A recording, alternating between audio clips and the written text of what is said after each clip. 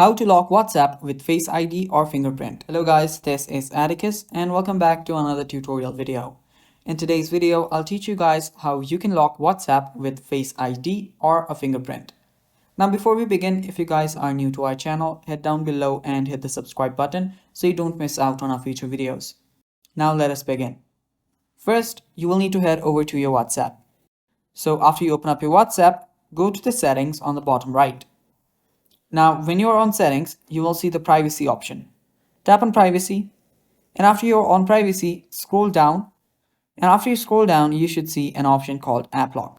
Now tap on app lock, and now you will need to toggle this button on that says require Face ID. So after you toggle it on, you will get an option that says to lock your WhatsApp immediately after you leave, or after a minute, or 15 minutes, or 1 hour. Now choose your setting, whichever you prefer, and then you are good to go. Now, whenever you leave and open up WhatsApp, you will need Face ID to access it. That is how you do it, guys, and that is all for the video. Stay tuned for more, and bye-bye.